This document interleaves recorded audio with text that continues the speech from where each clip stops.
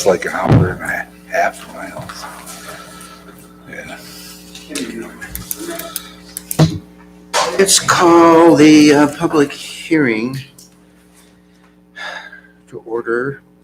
This is for the fiscal year 2022-2023 water, sewer, and SSO rates. Kim, are you making the presentation? Sure. Back in 2021, council implemented a 10-year step increase for both the water and sewer rates in order to reserve some funding for capital improvements, equipment maintenance, replacement. This would be year 3 in the attached tables, which for water or for sewer, it would be for a 3/4 inch meter size, which is the typical household meter size, it would be $63.81 flat rate fee plus $11.24 per 1,000 gallons used. For water, it would be $57.85 flat rate fee with an $8.71 per 1,000 gallon usage. Also with the SSO, they're the ones for the equalization basins. That bond will be paid in full this fiscal year, which in order to keep the payments the same so we don't have to refund, we're reducing that from $2.42 per 1,000 to 12 cents per 1,000.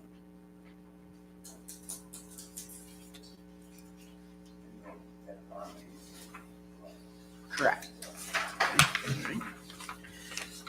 Any commentary from council? Just for clarification, in these tables, can we put dollars per 1,000 gallons instead of dollars per gallon? Yes.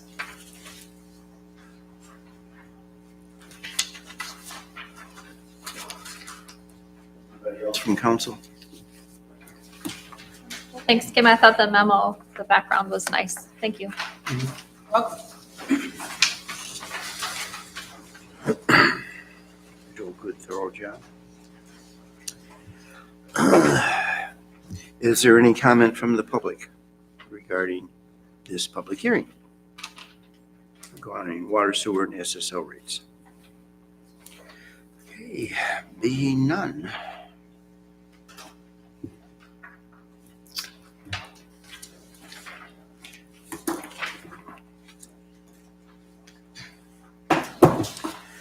It's 7:26, we can start the second hearing, which is the Budget and Truth in Taxation hearing, also known as Headley issue. And typically we do have to have a hearing because of the Headley Amendment, something created many, many years ago and is always a pleasure to deal with. So, Kim, I believe this is under your agenda as well. Yes. Because does everyone know what the Headley rollback is? It requires local unit of government to reduce its millage when the annual growth on existing property is greater than the rate of inflation. Our growth was greater, so the Headley truth and taxation rate should be 13.0243 mils. Or excuse me, 13.5349. The truth and taxation requires us to have a hearing if we want to levy more than 13.0243. So it is a reduction in our current millage, which is 13.567. So we're reducing it slightly to 13.5349. Which will reduce the village's fiscal year property tax income by approximately $2,600. Correct. Correct. Okay. And do I understand it, in accordance with what was previously discussed, that this rate is going to be permanent? Yes, that is the maximum that we will be allowed to levy And it gets permanently reduced every single year due to headlight.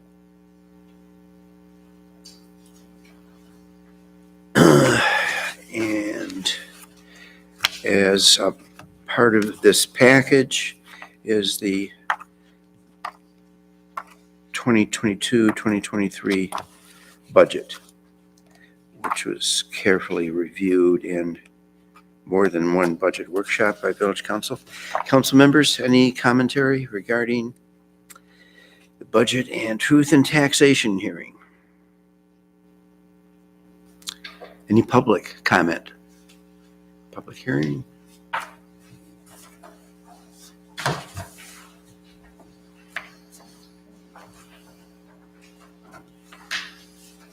About a minute, we can start the regular council meeting.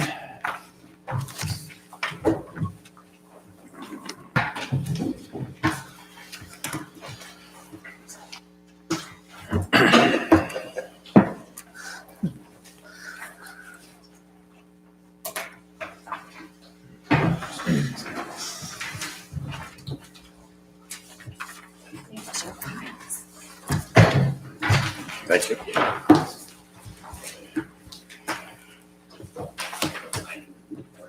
But you.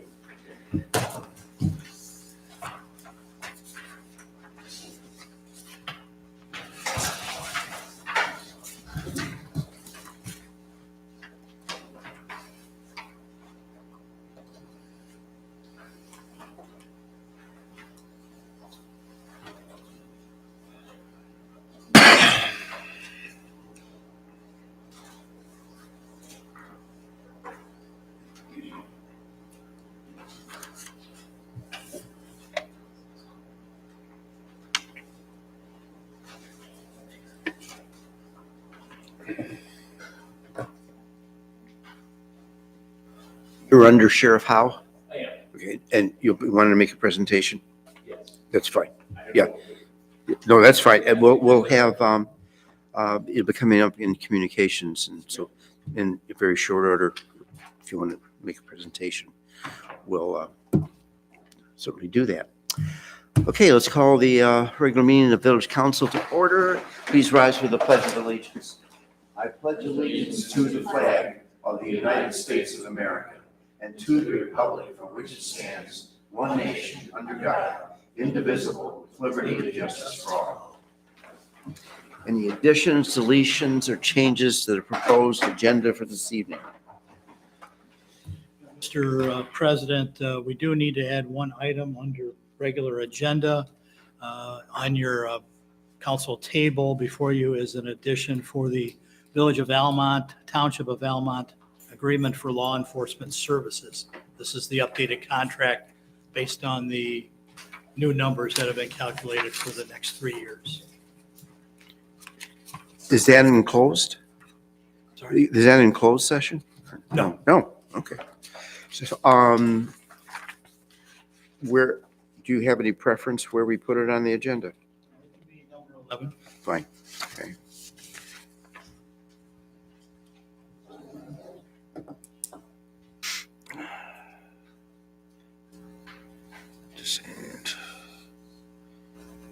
Okay. Roll call, President Schneider, present.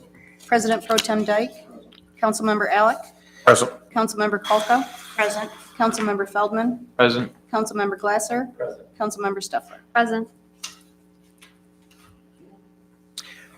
Next on our agenda is communications. Under Sheriff Howe, if you wish to make a presentation at this point, please feel free to indicate whatever you want to us. And that we were advised, and I've been aware of this for some time, that county commission has been less than generous with increasing wages, for the last 10 years? Oh, probably longer, actually. 15, 20, 30. Yeah. I mean, That's how I you- think anybody can argue that. Yeah, that's how you lose people. So Exactly. I didn't mean to interrupt. But No, not at all. Please. So I appreciate you guys having me here. My name's Under Sheriff Jeremy Howe. I've been with Lapeer County for probably 16, 17 years now. 6 years ago, when Sheriff McKenna got elected, we came in, we knew that we had an issue on our hands as far as the wages go. It was a priority for us. We really wanted to take a really hard look at everything. We wanted to see through our budget where we could save money to pay people. We tried everything that we could, and that's why I'm here today. Believe me, this is the last thing I want to do is ask for a millage. The millage does two things that I hate the most: asking for help and public speaking. I'm not a fan of either. So it's drawn me to this. So let's talk about the millage. The millage that we're going to ask for is 1.45 mils for 6 years.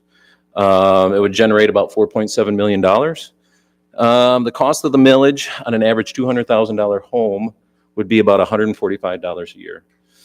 Break that down a little more, about $12 a month in taxes for the entire year. Sheriff's office would get about 87% of that. Prosecutor's office would get 13% of that. What is the current tax rate right now? So in looking at all this, we sat down with equalization. The numbers we have are as accurate as they get. We wanted to make sure we were 100% with what we have going forward to do these presentations and talking to the public. So right now, Lapeer County is the 5th lowest in the entire state of 83 counties. Put that in perspective. I mean, you're talking about counties in the UP. You're talking about those northern counties up there that you drive through that you couldn't even imagine our taxes would be lower than theirs, but they are. And truthfully, the other counties, the big ones like Oakland, Macomb, and Livingston are actually below us, but their tax base is so huge with their residents and their businesses. We could make the argument that we're the second lowest in the state, truly. Even with this millage, if this millage was to pass, it would still keep us below 25% of the 83 counties. So we're not looking to come in at the top. We're not looking to come back through, in the middle somewhere. We are looking to come still below 25% in the entire state. Of those 83 counties, 46 of them already have millages, multiple millages, law enforcement millages. One county in particular had 4 of them. So it's not new. And we've never asked for one, ever, that I could think of, that I know of, I'm sure. So that's kind of where we're at with that, with the current state, the tax rate in Lapeer County. What will the law enforcement millage cover? So this is a big piece of this presentation. SROs. Obviously, that's a very hot topic. SROs, it's everywhere, it's in the news. What this millage will do, will pass through $120,000 to Chief Martin for either adding an SRO to his schools, maybe add one for the middle school or in the elementary. Obviously, those targets are becoming more prevalent now with the elementary schools. Or he can make sure that Mandy gets paid. That the school and Elmont will never have to worry about where that money's going to come from. It's always going to be there with this millage, no matter what. It can also be used for the school to harden the school in some way. $120,000 doesn't go a long way with that, but it can be used for that as well. One of the other things we want to do is with our detective bureau is create a cyber unit, basically. One of the biggest unreported crimes in Lapeer County right now are senior frauds. They're huge. I have a story that almost brings me to tears every time I talk about it. It came from Hadley. It was a woman that was frauded. It started out for $400. She realized it was a fraud. She didn't tell anybody. She didn't tell her family. 4 months later, she gets an email stating that the FBI is looking into this and they need her help. So they need her to send more money.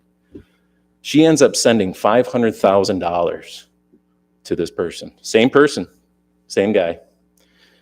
Didn't tell her family. She was embarrassed by it.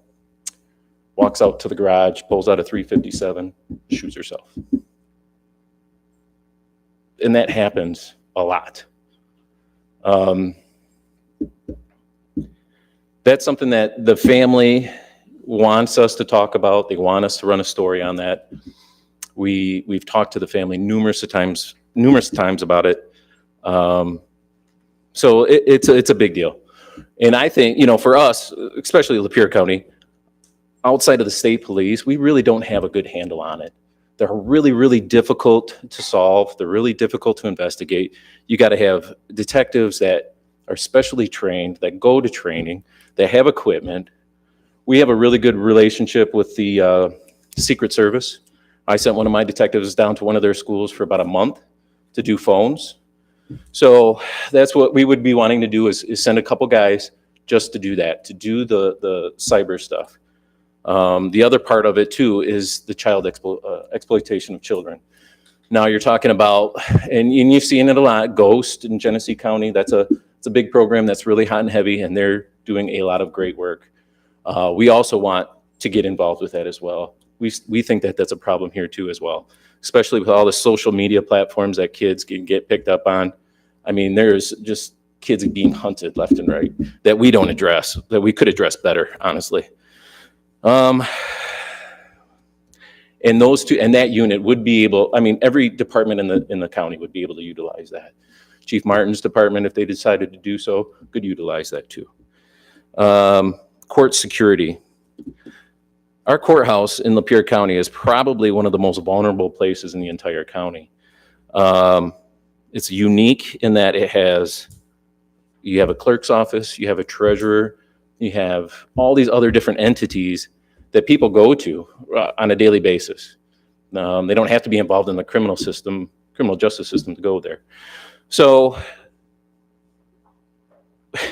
what we decided to do about a month ago was do an audit. And it's a tough audit. We had about 1,400 people come through, and I paid people overtime to sit at the front door with a metal detector and go over everything that came through.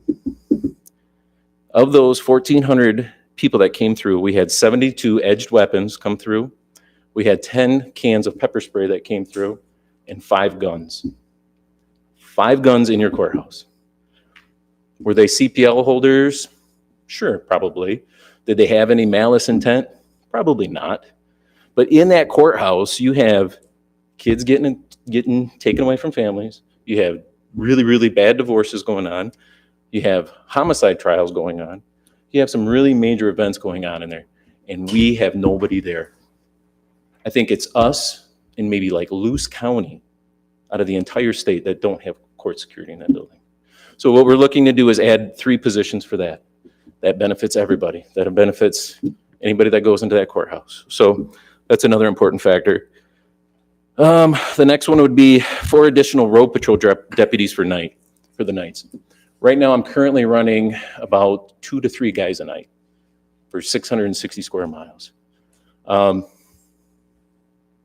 That's not good enough. That's not good enough. We would like to add 4 people for that position. We feel that we can't get around the county with 2 people. It's just not safe. It really isn't. And if down here Elmont's yelling for help, my closest guy, and there's mutual aid agreements with Imlay City and Dryden, which is fantastic. I love it. But, if I have a guy up on the north end of the county, it's going to take him 30 minutes to get down here to help you guys out at times. So that's something else we want to add. We want to add 4 positions to that as well. Hiring and retention. So this is the big one. Right now, our deputies are about $8 to $10 an hour paid less than other local agencies that they work side by side with. That's tough. That's really tough. So we want to work on that as well. We can't stay competitive. Right now, I'm currently down 3 people. I have 3 open spots with no applications. I have another deputy that was shot. He had surgery yesterday. He's going to be out for about another 8 to 9 months. And then I have a sergeant who was doing drills with our SWAT team, special response team. He broke his wrist. He's out. So I'm down 5. Now 5, you would think, okay, that's not, 3's bad, 5 is bad, but it's not the end of the world. In the next 2 years, I'm going to have 7 command staff retire. 7. And guess how many applications I've got? 0. So it is So if I was to lose 10, 12 people, we carry about 20,000 complaints a year, about half of the caseload for the county. That's an entire shift. That's catastrophic. So we want to get this millage to help with that. We've been trying to do some things. We actually developed a recruiting group, we got 2 girls that do a fantastic job. They go to the colleges, they go to the universities, they go to all the police academies, and they try to recruit. The problem is they'll set up their little booth, they'll do their little PowerPoint, and then you have a department next to them who's paying $10 an hour more and giving them a $2,000 signing bonus.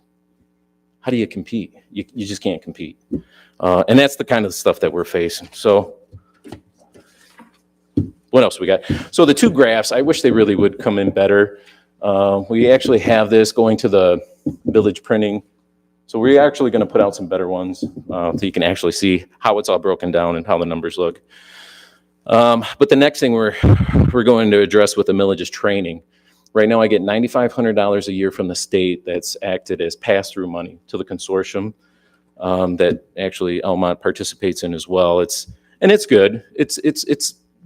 It basically addresses kind of the beginning for cops. It's really good. A lot of intro level stuff, maybe some recertification classes and stuff. But to actually get specialized training that we so desperately need at the county, I've got 0. I get $0 from the county. I can't train my guys. I can do the basics with them, and that's truly about it. Funding support services. We have some actually incredible support systems. Our dive team, I've been part of the dive team for about 15 years. What's the dive team do? We recover dead bodies. That's what we do. And when you're in the water and you're looking out at the shore and you're watching the family pace back and forth, waiting for you to bring their loved one home, it's vital. I think it's vital. Do you know how much money I get for that? 0. I don't get any money from the county. That's completely done by spaghetti dinners and the occasional golf outing. That's it. Marine unit, that's another one we get a little money from the state from, but not enough to cover it. Our search and rescue unit, which has been huge. Matter of fact, they're actually down in Detroit with doing the search on Zion Foster in the garbage dump. So they do phenomenal work. That's another $0 line item I got. Our special response team. You see our MRAP, you see our guys all decked out in the tag gear. That's a $0 line item. Incredibly important services. Victim services unit.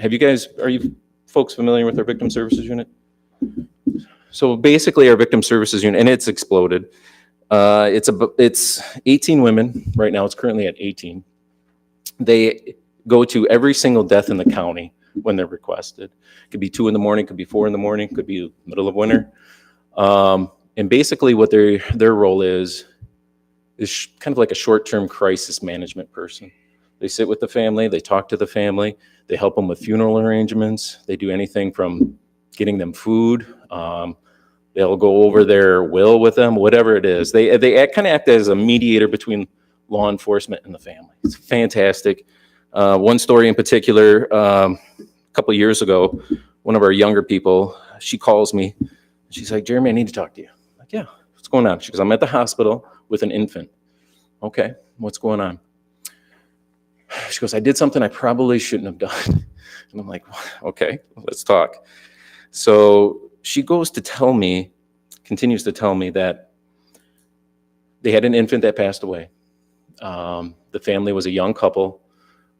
They wanted to get a lock of hair from the child. So these women, like I said, she was 22 years old, young, could potentially be a young mom very soon. Her and another woman walk into the room, pick up the deceased child, cut a lock of the hair off, and then do a ink print of the baby's foot. My jaw about hit the floor. I'm like, you did what? She's like, yeah. Do you think that's too much? I don't know. I don't know if it's too much, but it's a lot. And the family was incredibly thankful. But they do this stuff all the time.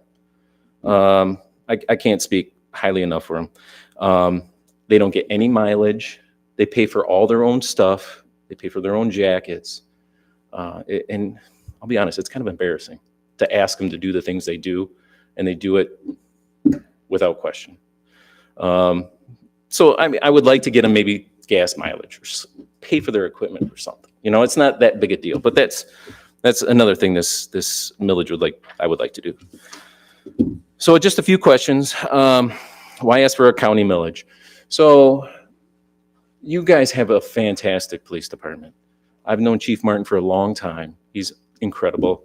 His people are incredible. You need your PD, 100%.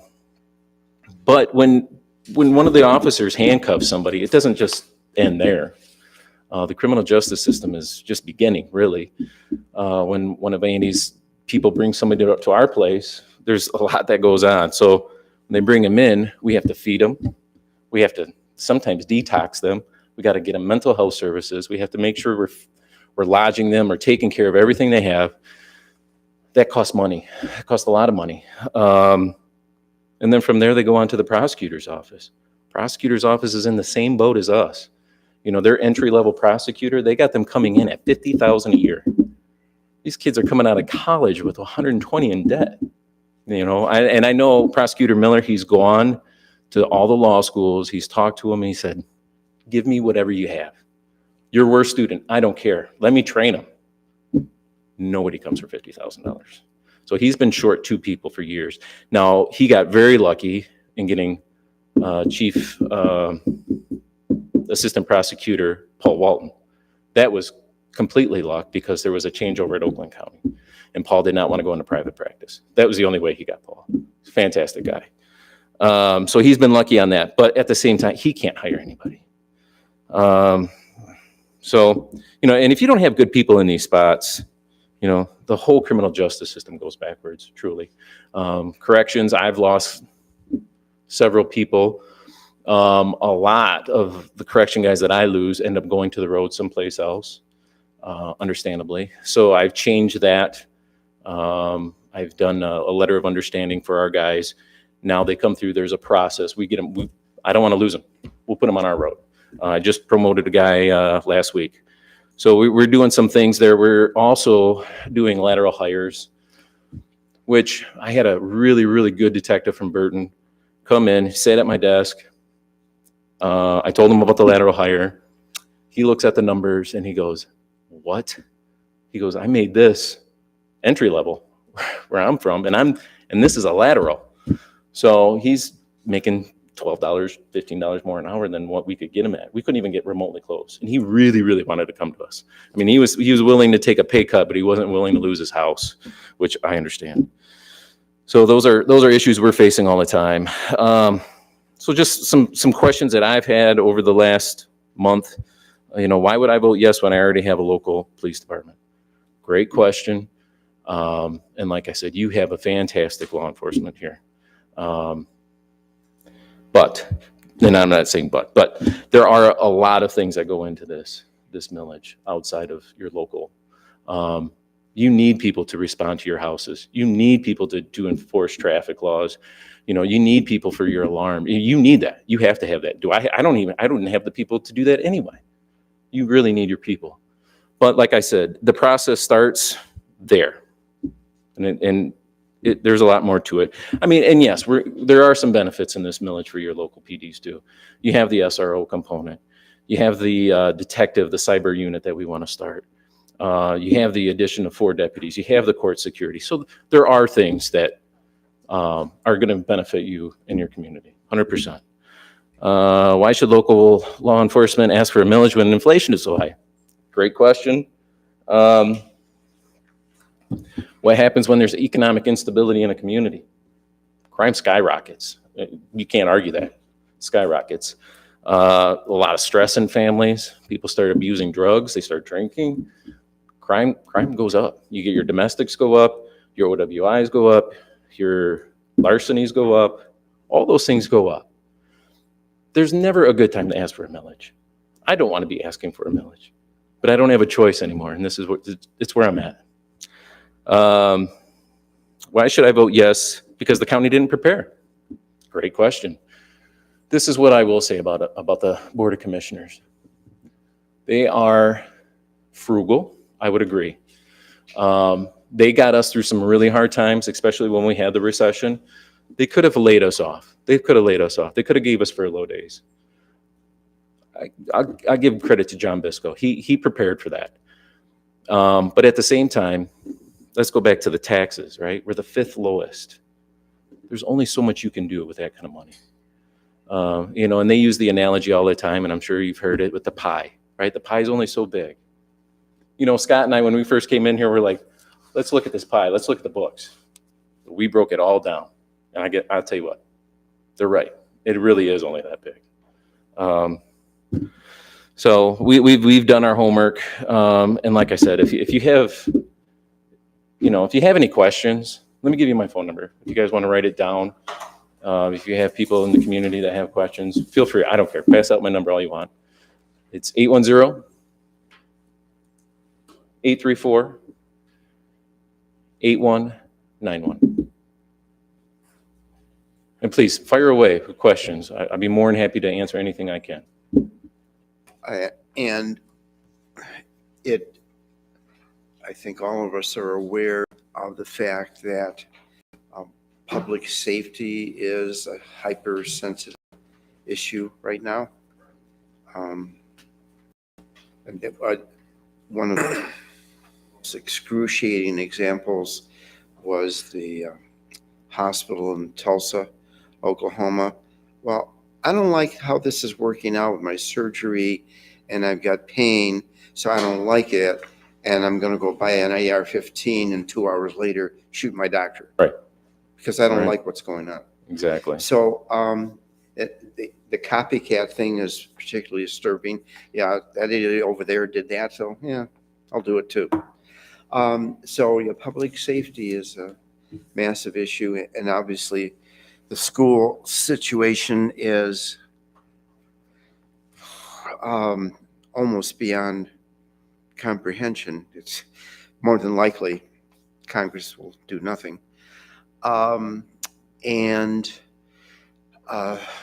Example, the judge who was just shot in his home in Wisconsin, and I'm at the courthouse a lot. I'm an attorney, and so I'm merely thinking of Nick and Justice and Laura, Sure.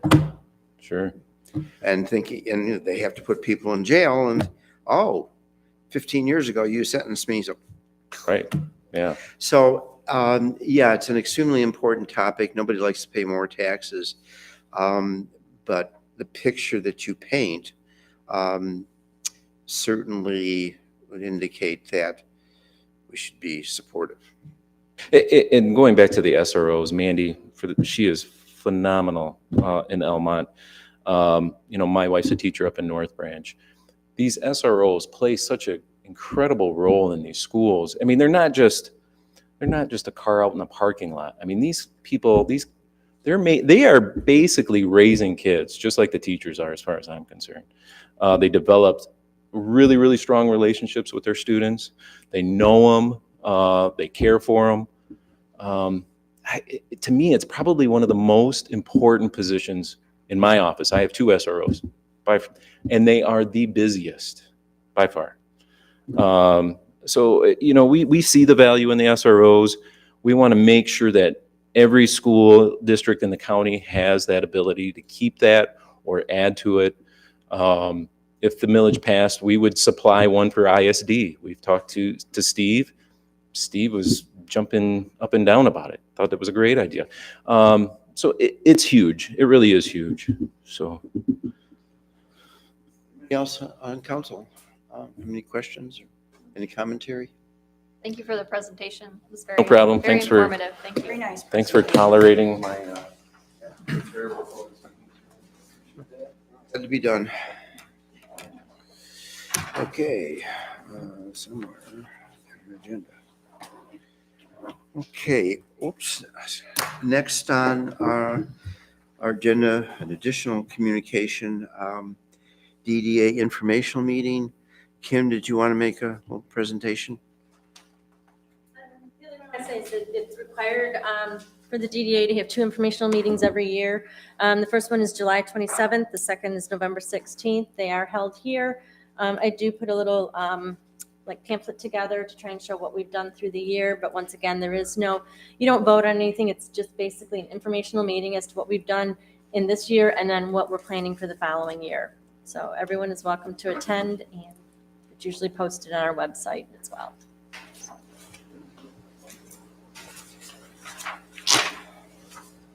There was one other communication, listening, Clint.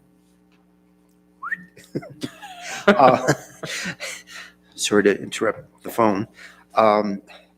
Actually, I hardly see anybody these days who doesn't have the phone right in their face. So I don't know whether you saw this or not. Lapeer County has been requested to amend its solid waste management plan. And they need to form a committee, and they're reaching out to all the municipalities, we're one of them, to volunteer to sit on the committee, which will be 14 members, and it's a 2-year term. Do you think you might have any interest? I mean, I'm throwing it out there, obviously, you know, don't come to me for it, but you contact them, and I can certainly provide the information. And I think it wouldn't hurt for Almont to be involved in this, and maybe you can show them some things with a more modern look at things, and maybe learn some things. I think 14 members, more than likely a lot of experienced parties. So I thought that was something that you bring to your attention, and I can help provide the connecting information. Yeah, pass that information on to me, and I'll. Yeah. Okay. Yeah, I can email it over to you. Yeah. Okay. All right. So that's it for communications.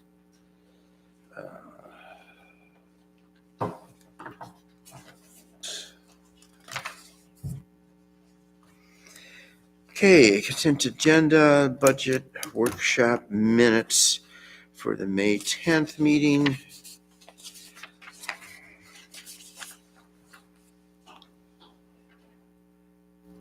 Any comments, questions, corrections for the minutes for that meeting? We're gonna have to vote on each one. of these? No. No, okay. That's in the consent. The whole consent, agenda. yeah, thanks. Okay. There's that one, and then the May 17th regular meeting. There is a correction on that. In consent agenda, item number 1B, it should be open discussion, item number 3.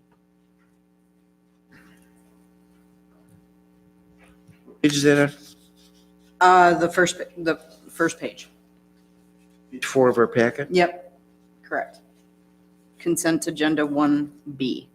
Change the word adopted with adopt in the first sentence of the Oh, yeah. paragraph. Mm-hmm. So it's Okay. item number 3 instead of 2. Okay. All right. Let's see.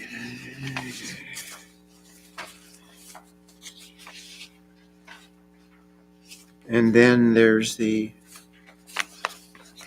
May 31st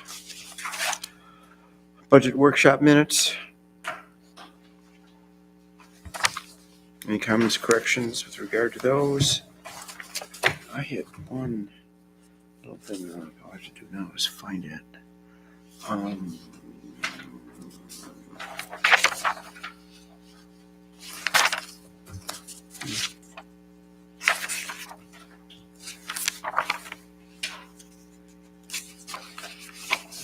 In special meeting of Elmont Village Council, did we skip over that?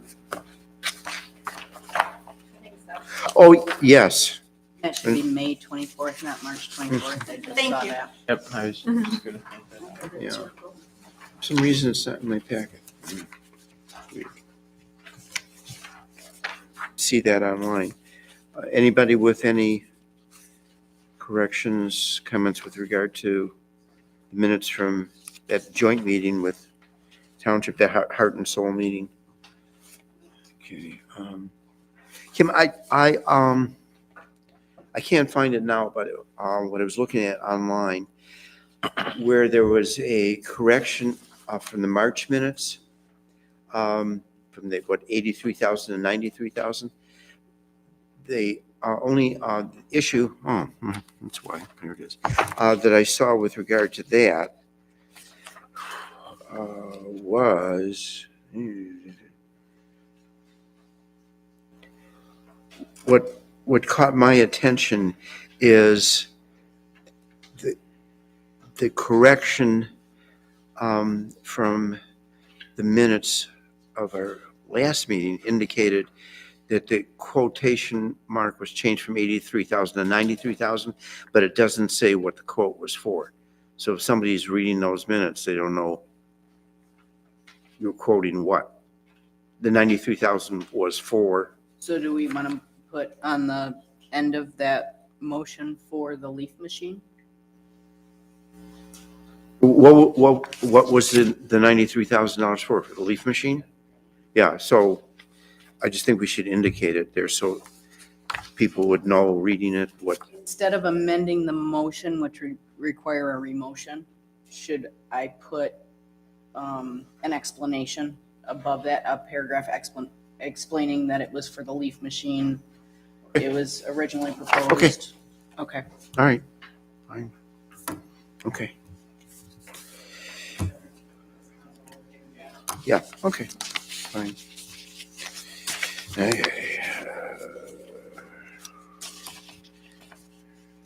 So we covered all the meetings? I think we have. Okay, all right. We did do May 31st budget workshop too. But general fund. Major streets, local streets. Downtown Development Authority Fund, wastewater treatment plant improvement project debt, sewer fund, water fund, equipment fund, payroll register report.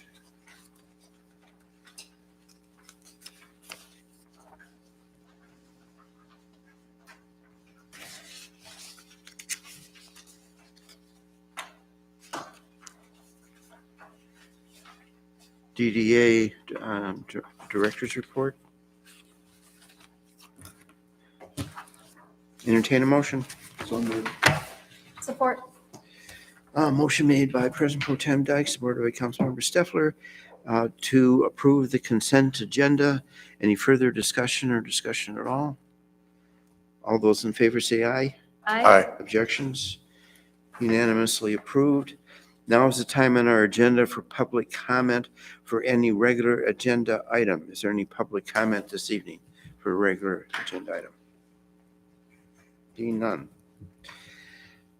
Regular agenda item number 1, DDA 2021-2022 fiscal year-end budget amendments. Any commentary you care to make on that, Kim? I'm hoping that this is the only time I have to bring it to your attention. I try to get it to you early, and we try to adjust our budget so it works for the end of the year. We did have to make some adjustments this year, but we did come in under budget, not by much, but we did. Some of our larger expenses were the banners that we bought, which we're still trying to get brackets to get the banners up, and also the striping and seal coating of 2 of the parking lots, which I think have turned out really nice. We went over a little bit in our legal fees, not much, but everything else, our year went really well. We did quite well. We had a good this year in the car show. Does anybody have any questions? Questions? DDA board went over these amendments carefully, scrutinized it in detail, and the amendments were all approved by the DDA board. So now it comes before council for improvement, approval, I should say. Is there a motion? Or the questions? I'll make the motion that we approve the DDA 2021-22 fiscal budget in the budget in the And your budget amendments. Motion made by President Pro Tem Dice, supported by Councilmember Conca, to approve the DDA 2021-2022 fiscal year and budget amendments. Any further discussion? All those in favor say aye. Aye. Objections? Unanimously approved. Okay, regular agenda item number 2, Corby Enterprises invoice approval. I believe this was the invoice that there were some issues with as to the accuracy when it was presented to us before. So it's in front of us again. Anybody? And I apologize for not being at that meeting. The worksheet that is on page 29 was the same worksheet that was presented at the May 17th meeting, and that is what I used to calculate the amounts, and it came out right.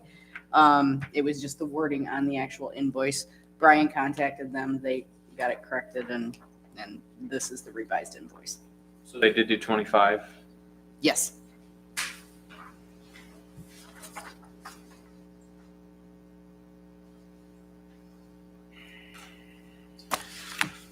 Anybody see any continuing issues with that invoice? You okay with it now, Pete? Yep. Okay. We have a motion? I'll make the motion that we approve the invoice for Corby Energy Services in the amount of $37,830. Support.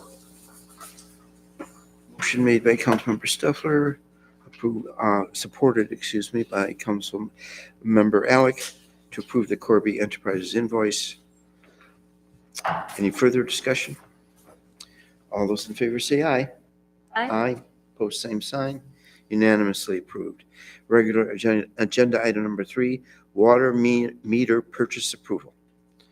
Brian? Sure. Just like my memo says, everything has a lead time. Well, this happened to come on time, I guess. We normally purchase years a year. So I doubled up the order a couple months ago when they told me that, meters are hard to get. It came early. So this is money that we're going to use out of next year's budget, but I'd like to get it approved and paid. I do have the meters. I took delivery of them. We haven't put them in the field yet, but then These are covered by our water meter fee that we just approved or we just reviewed. 24 a year, 24 to 30. We rebuild them as we go too. So, but with parts and new meters, new heads, the various parts were about 4. This is normally what I would spend throughout the entire year, little bit at a time. But because you can't get it, I doubled the order so I could have it in stock. So normally took a couple days to get meters. This did take a month and a half or better to get. So we don't want to run out of parts or anything like that, especially when a billing cycle comes. So Motion on this, Kim? Anybody have any questions of Brian? Entertain a motion. I'll make a motion that we approve the invoice to Ferguson for the purchase of the water meters and parts in the amount of $6,521. Motion made by President Pro Tem Dyke, supported by Councilmember Glasser, to approve water meter purchase for the additional water meters. Any further discussion? All those in favor say aye. Aye. Objections? Unanimously approved. Agenda item number 4, MDOT Category B Grant Application Resolution, 22-06-01. Who's presenting this? Mr. President, I am. Okay. And as part of our budget discussion, we've talked about the road projects that Supervisor Treat has advised us of for the 5 roads that we have quotes from Pre's Paving. We have an opportunity through MDOT being a community that has less than 10,000 population to apply for MDOT Category B funding, which is a 50-50 match program. And so it's a very competitive. And so we wanted to submit an application with your approval and see if we can acquire some of these funds that would reduce our overall budget requirements for road paving over the next fiscal year. We used the actual pricing from Prees. They indicated in their quote that if they did all of the work, they would have a reduced price. But as far as our grant application, we want to use the actual price that they've quoted, and that would help with any potential increase in inflation costs, et cetera, by the time that the state would approve the funding, which we will not know until August if we've been granted the funds. But it's a project for their fiscal year that starts after October 1st. So there's a fine line depending on when the funds are awarded, if we can possibly get the contractor to perform the work before the end of this calendar year, or if we have to roll it over into next spring. And so we need to have a resolution of support from council for this project. And we've shown the application that would be submitted. The deadline to apply for this grant is June 15. I've reviewed the language of the resolution and it appears to be fine to me. Council, any discussion? If not, entertain a motion. Sounds like a potential plus for the village. I'll make a motion for the MDOT Category B grant application resolution number 22-06-01. Motion by Councilmember Kalka, supported by President Pro Tem Dyke, to approve the grant application as stated on the record, that being 22-06-01. Any further discussion? Roll call. Steffler? Aye. Alec? Aye. Kalka? Dyke? Feldman? Aye. Glasser? Schneider? Aye. Resolution 22-06-01 is unanimously approved. Agenda item number 5, Kalen Water Main Easement.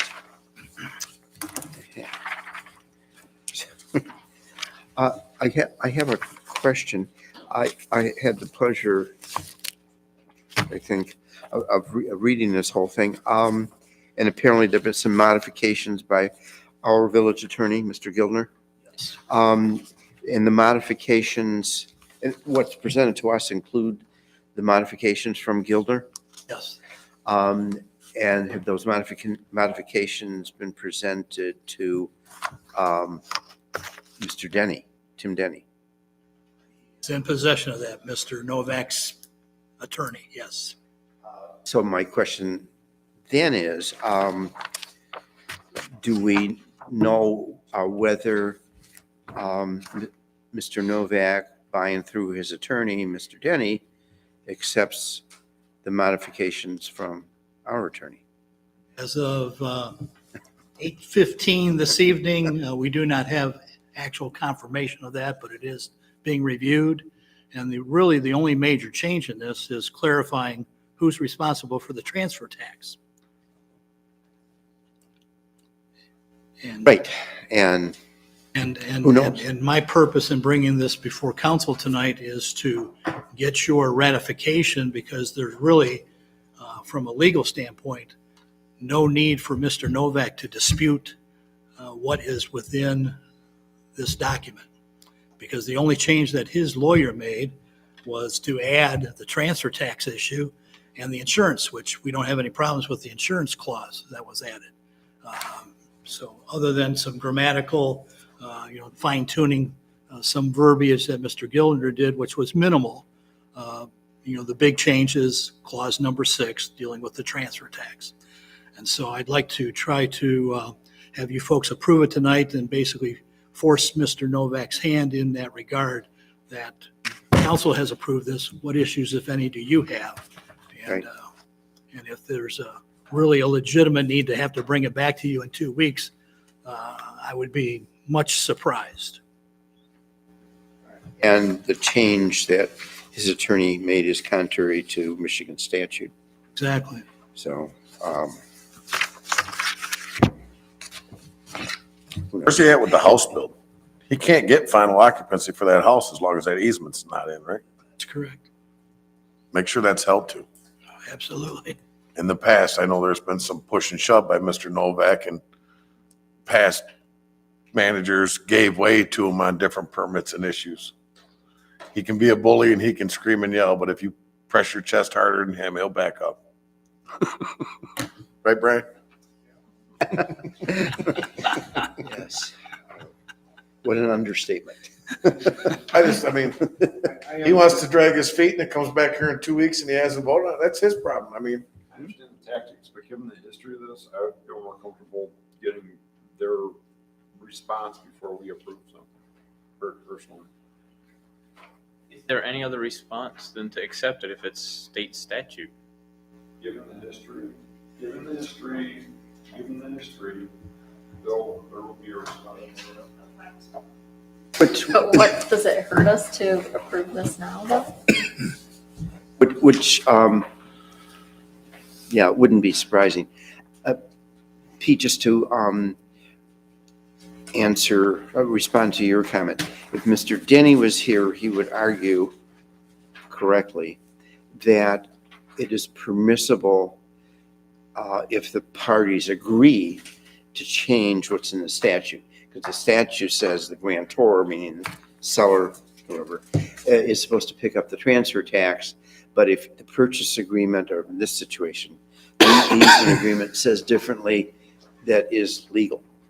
So By approving this now, we would be making the statement is we don't agree to take it on. We agree that he'll cover it under the statute.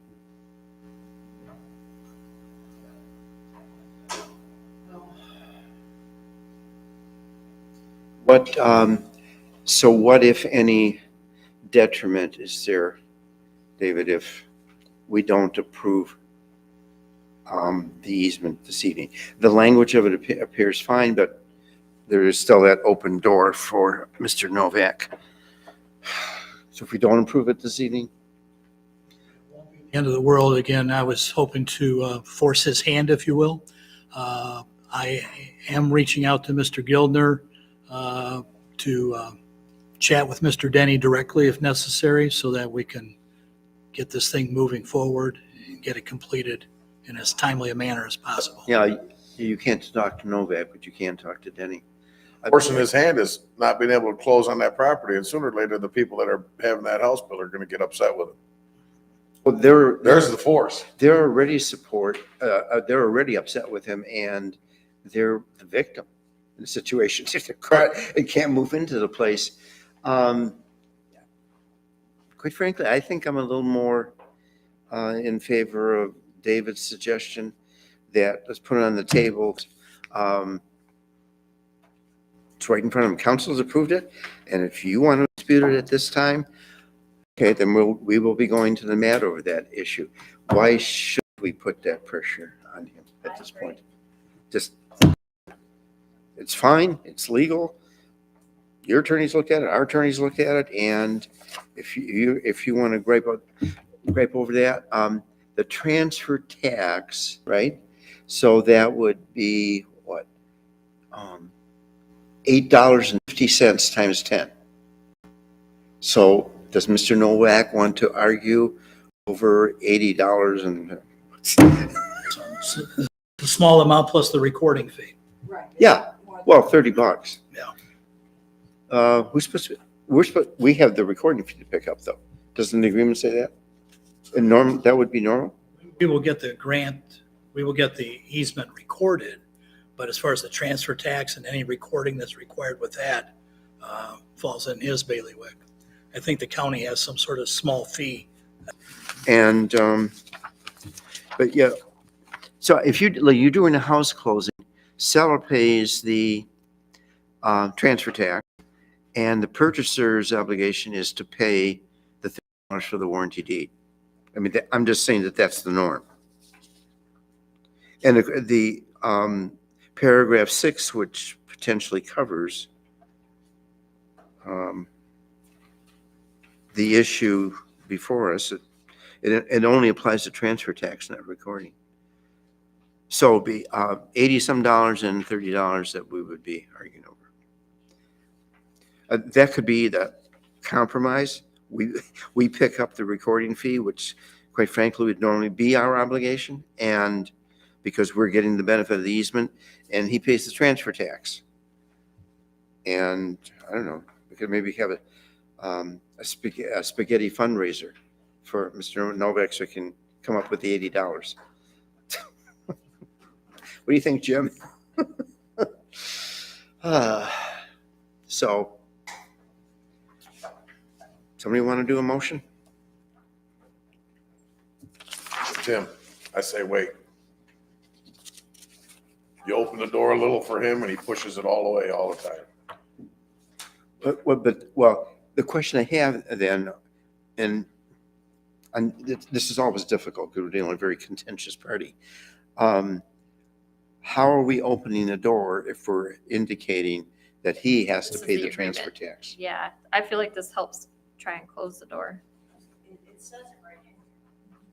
Yeah, I mean, it's clear as a bell. It then becomes his, the responsibility falls on him to contest it. And if we've approved it,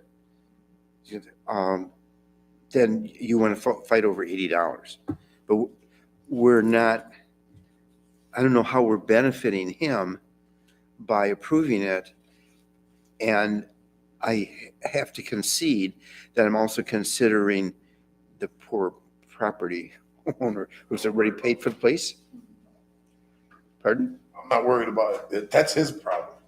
I get it. I feel bad for him, but they made the business deal with him. So we're saying, here's the business deal. I'm going to We- make a motion that we approve the permanent water main and appurtenance easement agreement for construction and maintenance.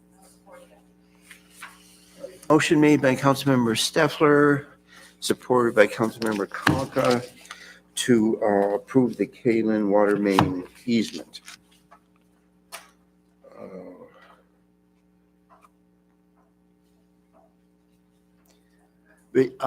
Because, Kim, because this appears to be somewhat contentious, maybe we should actually do a roll call. I just, just say, just calling it out. Let's do a roll call on it. Okay. Alec, Hey, Kolka.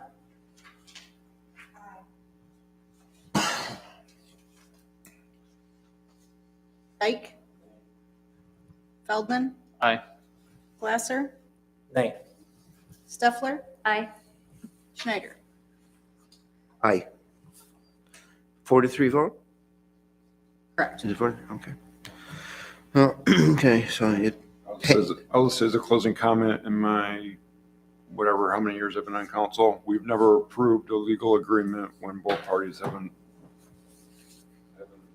both concluded as to the agreement. Thus my name.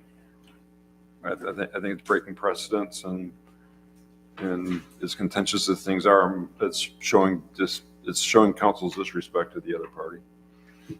As much as contention there has been with that party, that's not our role. So that's how I read it. So all right, passes on a 4-3 vote.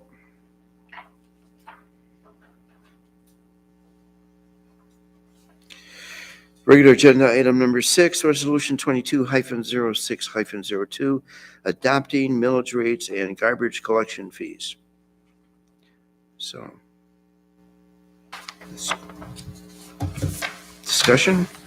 These are, I believe the next 5 issues are all issues which we addressed in our budget workshop. So, discussion on resolution for adopting the millage rates and garbage collection fees. If there's no discussion, entertain a motion. I'll make a motion that we approve resolution 22-06-02, adapting millage rates and garbage collection fees for the 2022-2023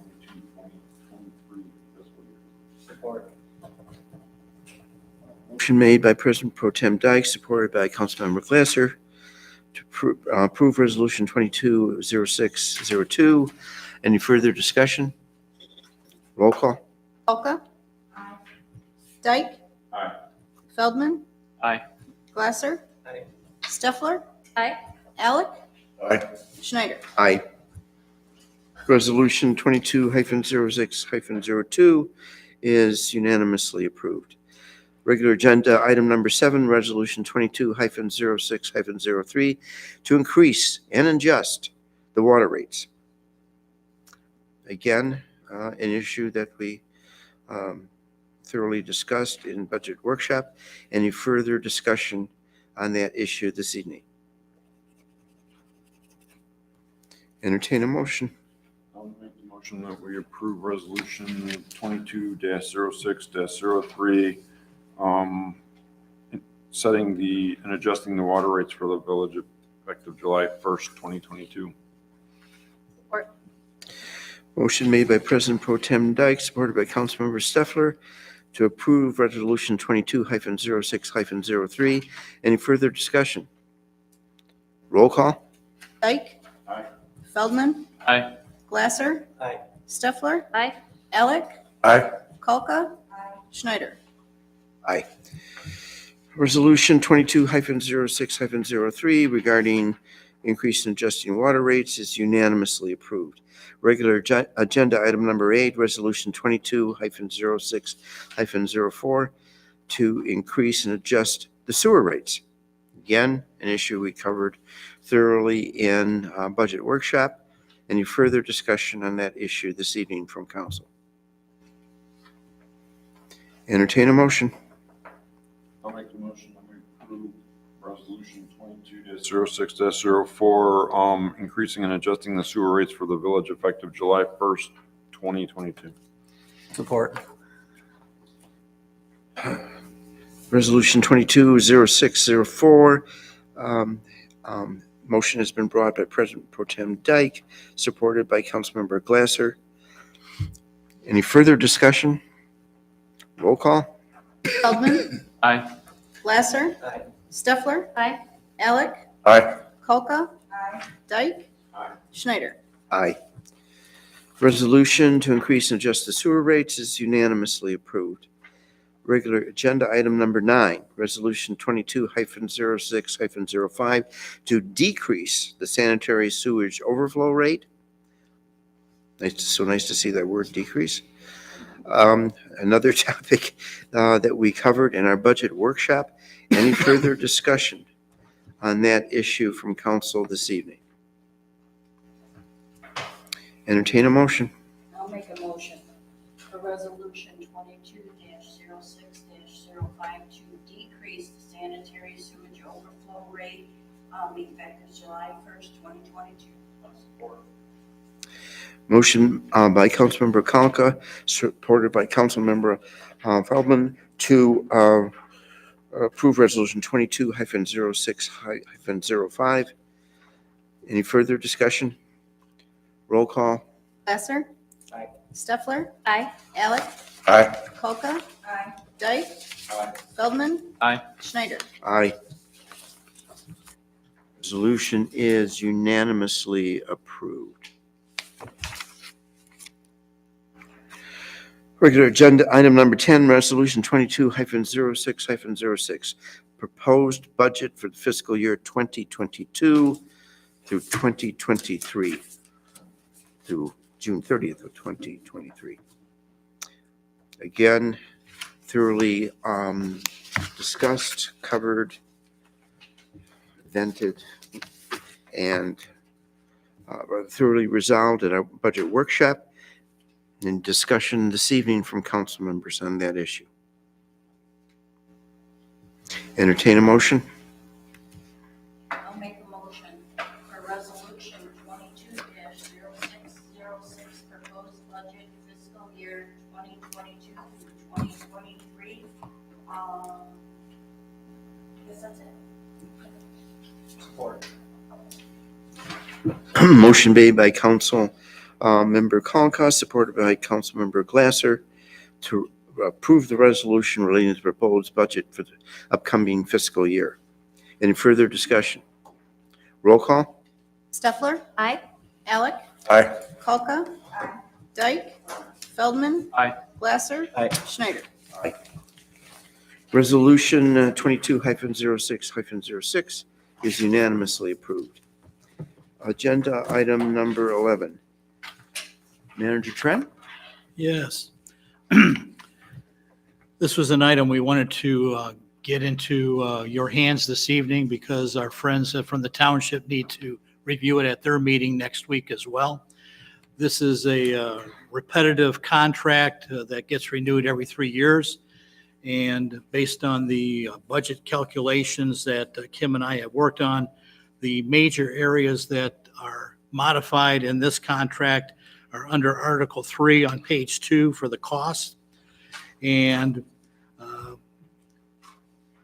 in working with the township, they pay us, they basically, we invoice them for 2 checks for each month. One check goes to the general fund for general overall salaries, and then the second check is basically for our equipment fund, which is reimbursing us for mileage. And we have in the second paragraph there a clause that now gives us the flexibility to modify what that second invoice is because of the IRS changing the mileage rate from year to year. What is it right now? Do you recall? 58.5 cents. 58? And obviously with the price of gas, what it is today, even It though. should be $1.35. We'll see what they come up with for next year. We're even above $5 an element now. Wasn't it $5.19? I saw it. Oh, So these are modest increases as far as the overall salary increase, and we'll be going into more detail in closed session to review the contract negotiations that we've had with the police union. But the equipment costs are pretty well intact as far as what the estimated cost is for this next year with the monthly installments. So we just need your approval to approve this contract, and then we'll send it forward to our township friends for their approval and get the appropriate signatures after next week. changes that were made. Otherwise, it follows the model language we've used in the past. Anybody on council have any issues with voting on this tonight?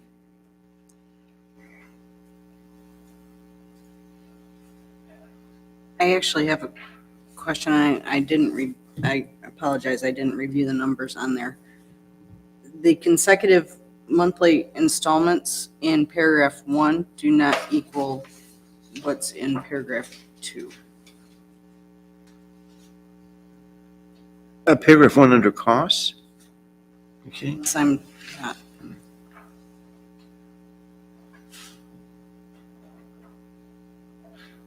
Because it says for the first year, it shall be $32,353.92 for year 1.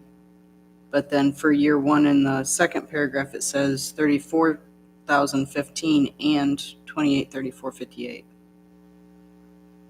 Second paragraph, Kim, deals strictly with the equipment fund invoice. It's designated. Right, but shouldn't the monthly installments equal those two combined? Or no? Am I misinterpreting this? Yes. Yeah, in reviewing that with Supervisor Bowman, he wanted some clarification. I think the old contract had it as one lump sum. But, since we invoiced them twice, we broke it out accordingly to reflect that. That allows you to take advantage of the variable IRS tax rate. And the spreadsheet that's attached kind of shows that too, that it's, the general fund expenditures are a certain total, then you add the equipment fund expense, and then those two combined would.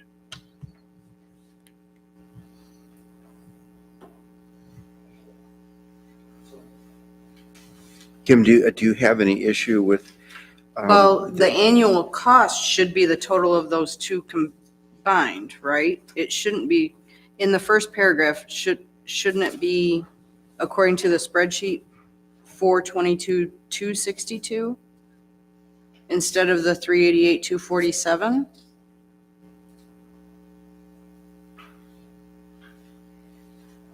$422 is the combination of the general fund, Department 301,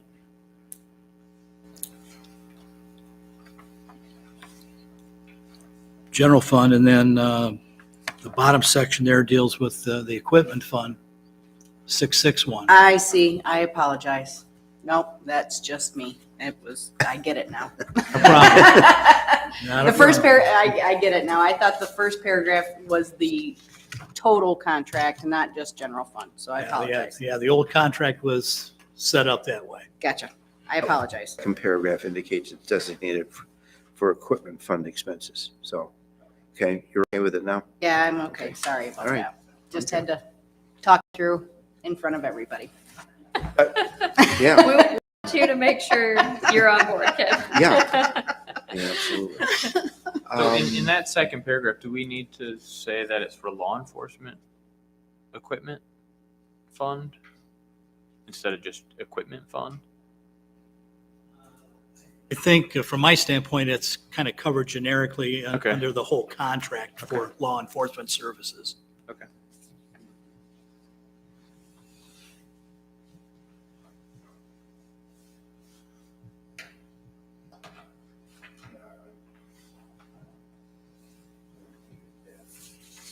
This is an issue because I mean, all of what is in all of this verbiage is addressing police department issues.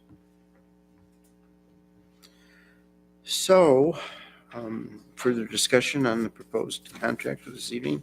No, I think I'm good. Somebody want to make a motion? I'll make the motion that we approve the Village of Almont and Township of Almont Agreement for Law Enforcement Services for July 1st, 2022. Is there a through date? Yeah. For July 1st, 2025. Go. Support. Motion made by Councilmember Steffler, supported by Councilmember Alec, to approve the Village of Almont, Township of Almont Agreement for Law Enforcement Services. For any further discussion? All those in favor say aye. Aye. Objections? Unanimously approved. Thank you, council. Just so it's clear, David, when I asked the question earlier whether anybody in council has any issue with voting on it, on this contract this evening, because of some prior controversies going back a number of years, Steve's a little bit of a wild man. Our general policy is we don't vote on an issue that has not previously been presented to us. So just wanted you to be aware of that policy. And since we didn't see it till this evening, it's not how we normally do things, but we understand the time constraints and the board meeting and all that sort of thing. So it's an exception. But I wanted to ask the question of our council members because we had set that policy, just so you know why I asked that. Sure, I appreciate that. And I guess Yeah. now, from a timing standpoint, I now realize that we would have had another bite at the apple later in the month. Right, yeah, exactly. I mean, it's understandable. I just wanted it to be clear. So this is going to need signing this evening from our end? I think we can wait till after Okay, the fine, good. township board Great, meeting. thank you. Okay, that covers our regular agenda for this evening. Now is the time for public comment for any issue that is not on a regular agenda for this evening. Is there any public comment for non-agenda items?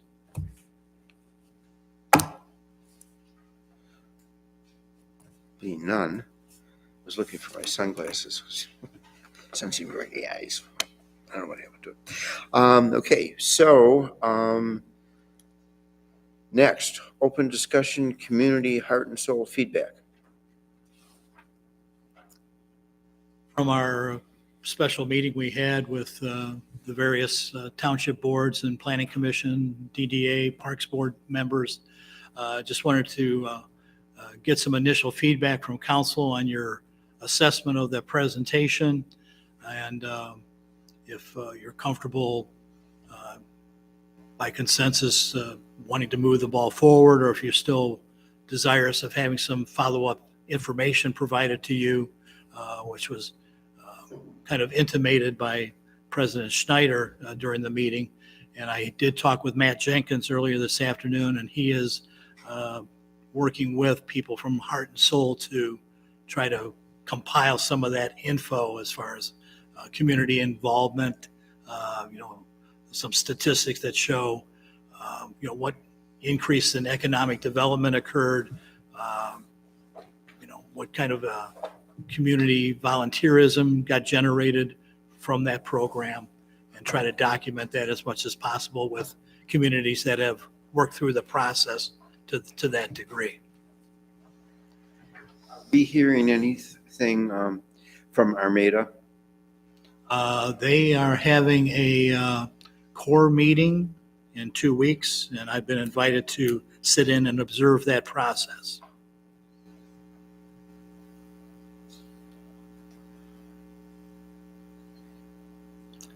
It's my impression, and it's just my impression, that there's not a lot of enthusiasm on council for the program and whether it can work. But that's just my take, and I'm somewhat ambivalent at this point. If it worked, great. And I have talked to a few people who are willing to volunteer, which would certainly be beneficial. But that council has to be willing to spend $20,000. Potentially, but there's other grant monies that could be utilized with MEDC that would reduce that financial commitment, as well as Fort County Community Foundation has indicated they would match the Orton Fund grant as well. Touch base with the Lapeer County Community Foundation at all? We chatted with Nancy Boxey in the past about this program. I think they're more inclined to let Fort County shoulder this, especially since that organization is helping fund the Armada project as well.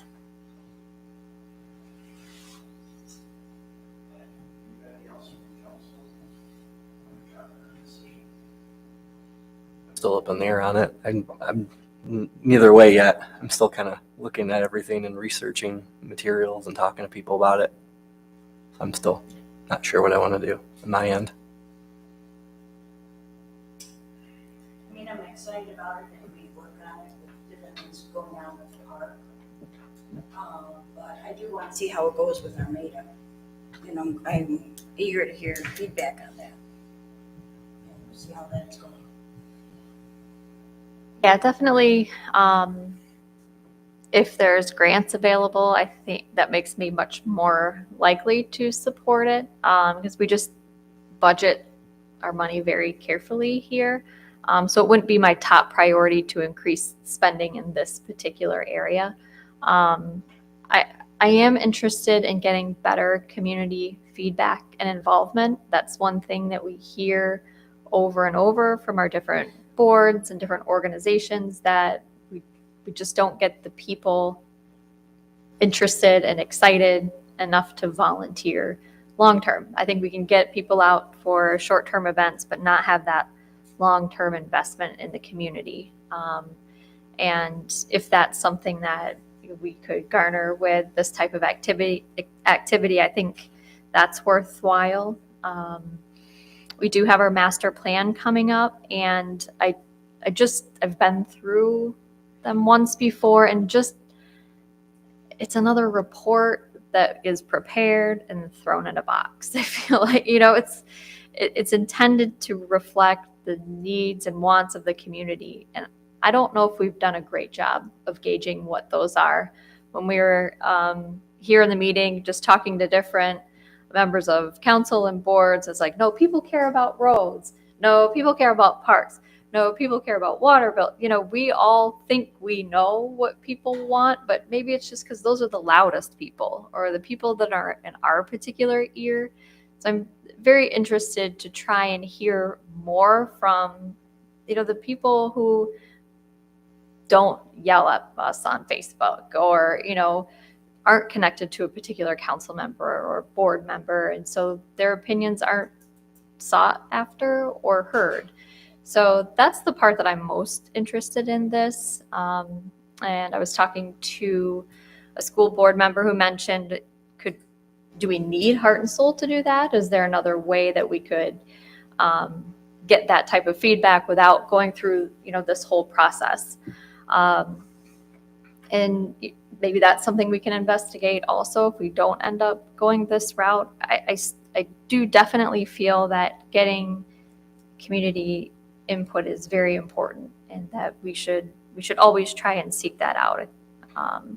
There are residents, and we should be developing a community that they want to be involved in and proud of, and flex what they want the community to be.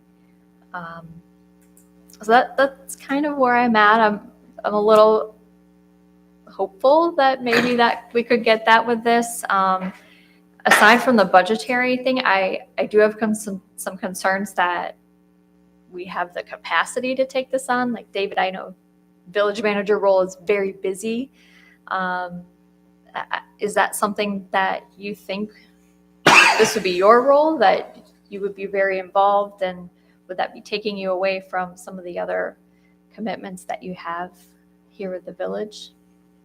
That's an excellent question, and based on some data that I'm hoping that Mr. Jenkins can help come up with, in other communities, is it deemed advisable, or to what extent, if there's a village or city manager, how much are they involved in that process? Do they sit on the board, et cetera?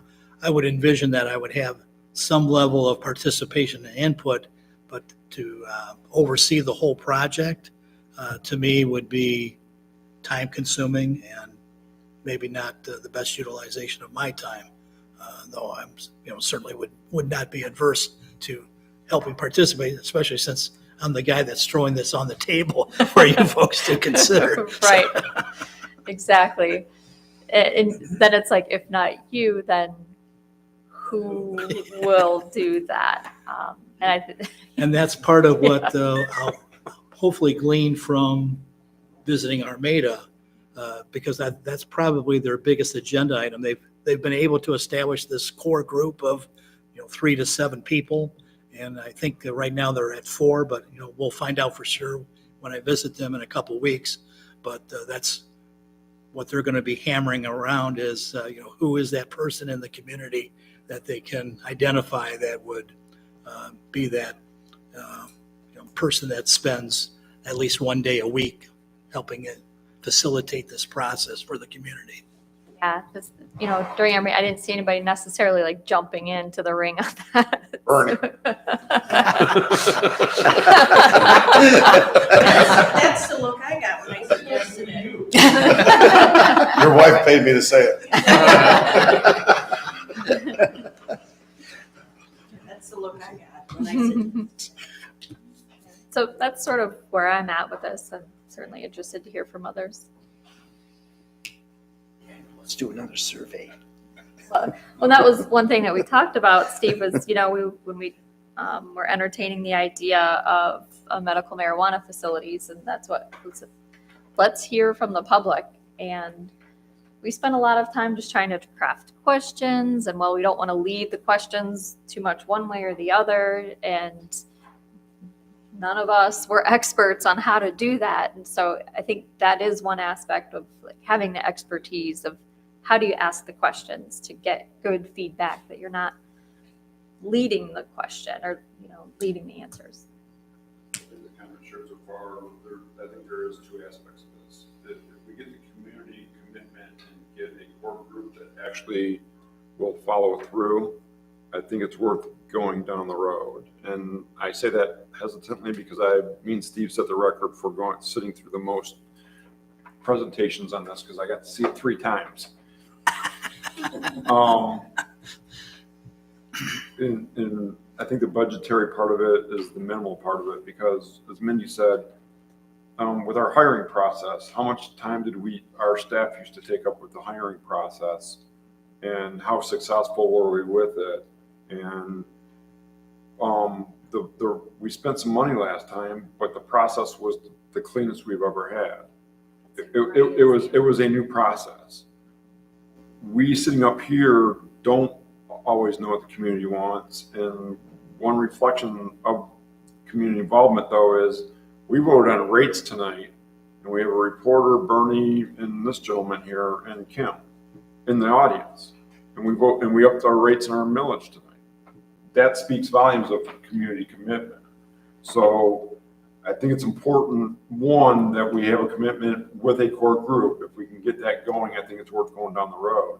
2, just what you said, Mindy, we spent hours coming up with questions that we don't even know if they were good questions or not. So I think the budgetary part of it, if we get the grants, is minimal comparative to the data we would get back to see what the community really thought was important, and us as leaders can make I've always said we make decisions based on data. And like Mindy said, we spend how much for a master plan that collects dust in a box a month after it's completed, and how much do we ever reference? I mean, I think your reference to the master plan and the parks plan when you asked Bernie that question was the first time I've heard that question asked, like maybe 1 or 2 times since I've been on council.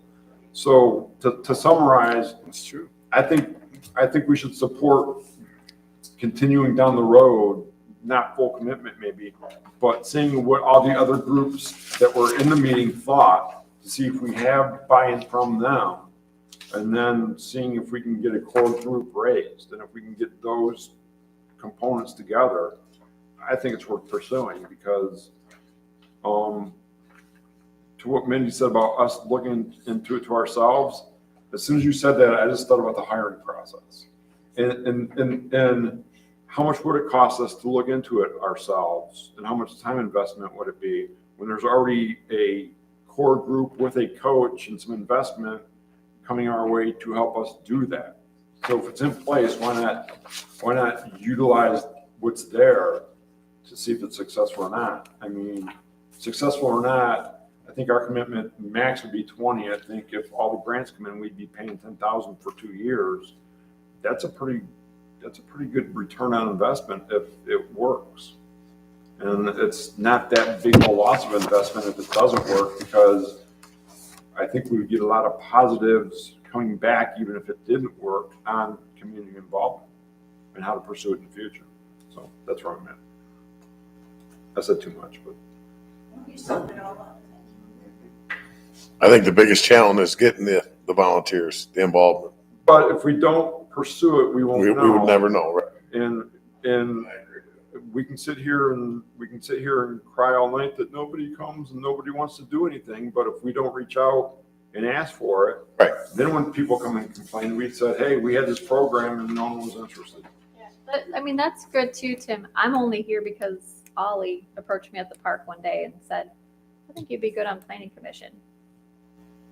I never thought I would be sitting here, I don't know, 8 years later doing this, but it was a conversation in the park. Like, he met me where I was at the park with my kids, and sparked that. If we have a team that sends people allows and engages all capacities of the community, we're not going to get another opportunity to do that.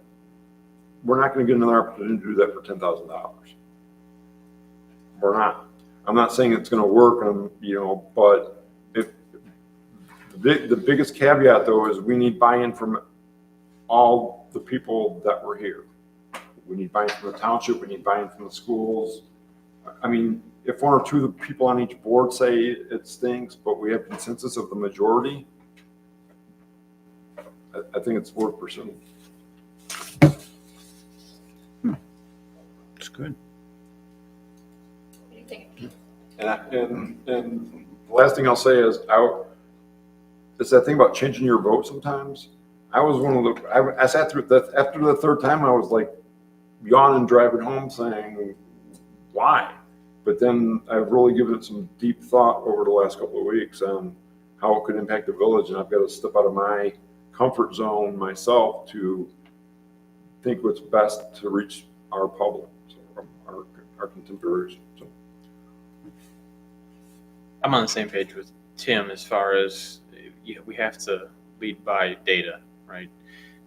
I think the biggest thing with the village of Elmont is most people don't know what they don't know. Honestly.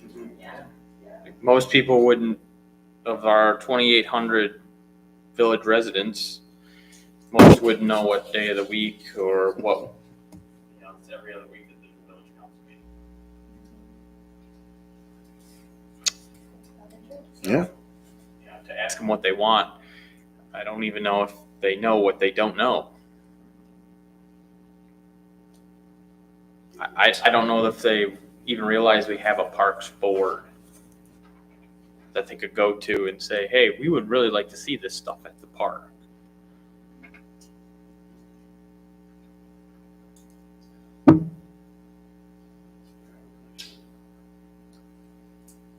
Especially with the accurate characterization of our town being a bedroom community, because they aren't here as much because they go out of town to do their jobs.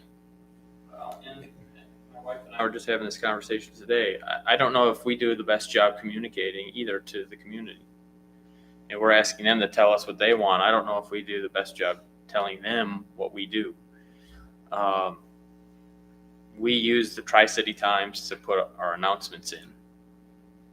Ask the Tri-City Times what kind of subscribership they have versus social media today. And if we have 5 out of 7 of us running for re-election, and we have to get our signatures and our, petition and talk to people, maybe this gives us an opportunity to ask the residents and get signatures where we might not have gotten signatures before, and ask them what's important to you.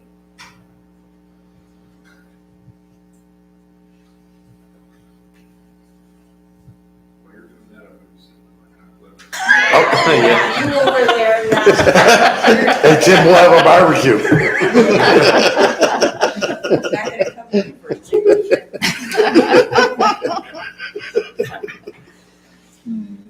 Yeah. Still on the table, David. I appreciate the comments that I've heard, and over the course of the next couple of weeks, I'll reach out to those other entities that Tim mentioned and see if we can get some general feedback and share that either 2 weeks from tonight or at our first meeting in July. And the meeting in Armada is the day after our next meeting, so maybe we'll just target the first Tuesday of July to give you a formal update on where we're at. But I appreciate the comments I heard tonight. Good. That's good discussion. And I really appreciate the deep thought that you all gave to the issue. I mean, that was my first reaction is, well, the standpoint that I wasn't completely sold on the prospects for it. I was somewhat skeptical. But on the other hand, try to take advantage of the opportunity, because if it worked, it could be of significant value. And I think, as Tim said, if people are complaining about us not communicating with them, well, we certainly attempted to do that. So, okay. All right, so we done with that issue? Looks like we are. And our agenda indicates that we are going to be going to closed session to make things as efficient as possible. Why don't we have comment time for manager and council now before we start closing all the doors? So, Manager Trent, anything to bring to council? Just a quick update. Council member Glasser and I had the opportunity to meet with a couple representatives from the American Legion last week to talk about the Burley Park enhancements, and they're very receptive to us moving forward together, really doing a complete landscape overhaul of the park, looking at the benches. Some of the follow-up tasks that we agreed to is the American Legion is going to investigate pavers, where some communities have programs where people donate a brick or a paver, that might have somebody's name inscribed on it, some veteran or family member. And so we'll be looking at some sort of redesign around the memorial as the new landscaping takes place. And Wayne is graciously going to investigate a concept to see if the Parks Board would be open to the idea of having some oversight responsibility for Burley Park and Murphy Park, as well as the community park. Is that they're thinking outside of the box. We have these parks. Well, who should have oversight responsibility? Maybe the Parks Board can help us in that regard. So just an idea that we kicked around in our committee, and I'll be working with a local landscape firm to have them come out and give us a quote on doing an overhaul of the landscape. So it was a very good meeting. Some good ideas came forward. That's interesting. I don't think we thought of it before. The Park Board covering more than just where the swings are. Yeah. Did you know that was coming? I think it's why I left. I'm telling you, told me you'd see me tomorrow. It's been a very busy last couple of weeks, obviously a busy month with you folks committing for, every Tuesday the last several weeks. But with the holiday weekend, a short week, getting the council packet prepared, contract negotiations that we'll be talking about here shortly. It's been a whirlwind of activity the last couple of weeks. So. Nothing. Shh. Kim, anything to bring to council? No, sir. Any of the department heads want to chime in with any comments? Yeah, we had a lot of rain the other day. I handled it, so see the front page of Tri-City Times.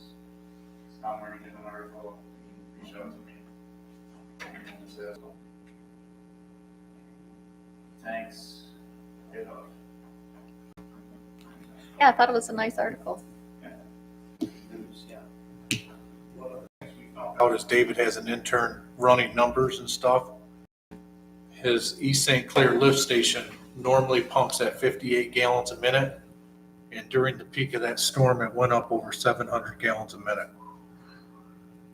And that takes care of everything at the southeast corner of town, which is the newest part of town with all new pipe. And she's still playing with numbers, and I wouldn't have guessed that much water would have came from that end of town. Wow. Yeah. So So, we treated, after some quick math, we treated about 3.6 million above our last week's moving average, so. And I think I should add too, is those pumps on East St. Clair were only designed to handle 600 gallons a minute, right? Yeah. So they were having a hard time keeping up.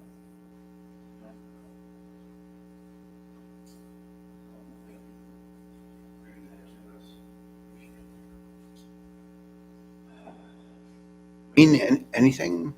you The wish to- only thing I've been getting, I've been kind of watching it a little bit, but I'm getting more and more complaints about Mterra, just throwing garbage cans in ditches and leaving trash laying all over the place when it's not set back up properly, the garbage can once it's been dumped.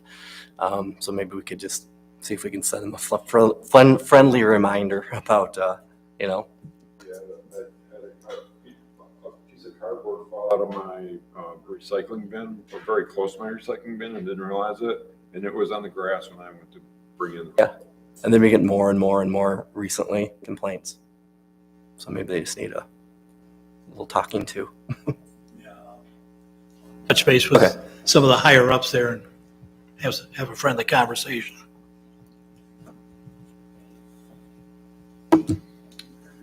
Nope, I'm good. Just two quick things. Maybe 4 years ago, when we were talking about doing the rate increase 10-year stuff and raising millage rates and for capital improvement projects, we had some dude out in the audience saying, what other projects, what other projects, what other projects? Well, two of them just got mentioned here tonight, because in 2001, we built the equalization tanks that saved water going into the Clinton River last week. And we upgraded the St. Clair lift station that pumped the water efficiently within the last 8 years. I also had a resident email me, and I talked to Andy before the meeting, but wanted to just have it on the public record. He was asking why compression brakes on trucks cannot be, he was asking if compression brakes on trucks could we have a local ordinance on that to regulate that on Van Dyke? Not on Van Dyke, you can't. Can I give an explanatory reason why to council? Right. Because it's a state trunk line, Okay. and that is a form of braking.